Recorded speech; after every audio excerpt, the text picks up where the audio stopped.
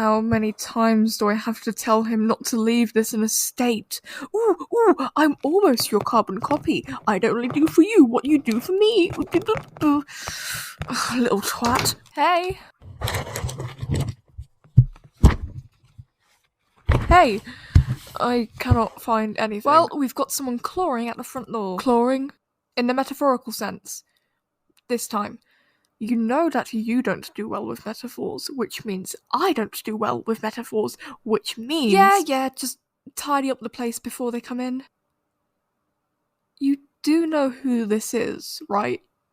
I've done the statements before, it's just messy in here, and we found the third one. The third one? I know damn well, so you know damn well. As do they. God. Come in. Thanks for knocking. Hiya. Do I just... Yeah, mind the... sorry, it's fine, just... Sorry, yeah. Let's get this over with before we break anything else. Statement of Theo, I assume? Theo. What? Theo. What? It's French. Theux. Important difference. Okay, statement of Theo regarding a disturbing flight with Warbler Airways. Flight WB 4114, LAX to Gatwick. Recorded direct from subject. Statement begins. I'm not special. I've always hated airports. The whole experience makes me feel sick. The security line, the amount of people, the sweet smell of kerosene and cold air. I cannot handle loud, crowded spaces. So, dear gods above, tell me why it was worse when it was quiet. Quiet? In the airport? I only travel for essential reasons, so you can imagine my sheer joy when my boss told me to fly out to the west coast of America. A big, important meeting with possible investors, so it was important to get plenty of sleep on the plane. Yes, boss. Sure thing, I said. Oh, how I wish I was sleeping during that. The airport was eerily quiet for late December. I'm not local to the area, so I guess I just assumed Londoners were like that. Definitely allergic to 1 a.m. flights and airports in the winter. You can't blame me, I was rearing myself up for a night of no sleep. I didn't get lost, not even once, and I counted, and I saw everybody at least 2 times, sometimes 3. So clearly I had mastered something they hadn't. I slid through check-in and security lines like a scalpel through skin, painlessly pulling my tired body through the maze that is Gatwick. The people I did see greeted me with warm, repeated smiles. It was lovely. And it wasn't right. Have you ever been on a flight?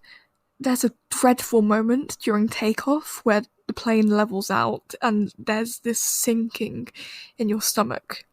The plane, for a moment, yanks at your nerves and you feel the vessel dropping. You swear the vessel is being pulled down right from the sky and everyone else is so unnervingly calm about the plane, very clearly crashing before it even gets to cruising. So tell me why I felt that feeling with my feet on the ground. Gods above and below, tell me why I felt that gravity pull only stronger as I boarded.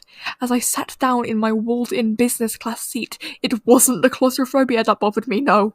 It was lovely to have some personal space, but whatever was clawing at my nervous system, whatever was trapping vertigo inside of every pore, it was not happy.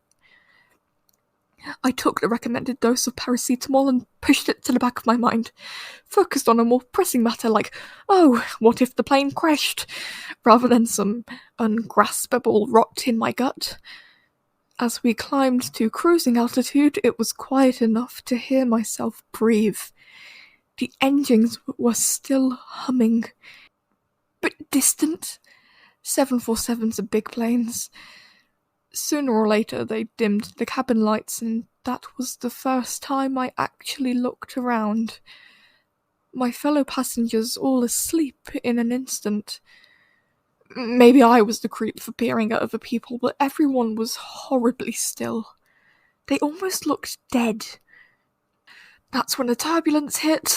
It was gnawing at me now, that pit in my stomach, overtaking my senses, so much so that I only realised my head had smacked against the overhead bins when I felt a wetness on my face.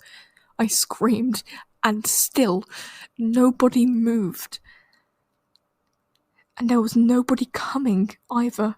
I ran up and down the aisles and I couldn't find a single flight attendant, just rows and rows of body packed together, everyone in their own little coffin. The plane shook, again, harder, and there wasn't even a sniffle, but they were still breathing.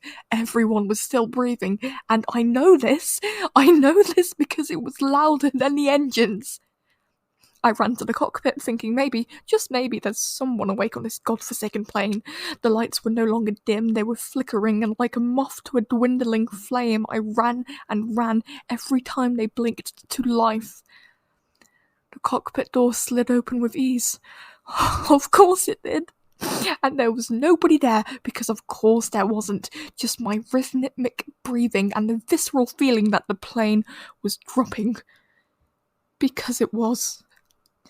Outside the windows, that's where we were pointed. Down. Endlessly, nosediving into nothingness. I knew this because I felt it. In my gut. I found myself curled up in the cargo hold. I don't know how long I stayed there, but it was long enough to miss the meeting, as well as for my boss to deny I ever even existed as an employee of his. Wait, where are you going? I've done what you wanted, haven't I? So I'm going. Well, we do like you to stick around for follow-up questions. Stop it, stop looking at me like that. With your eyes, with your face, with your whole body. I'm going. Thank you. Statement ends.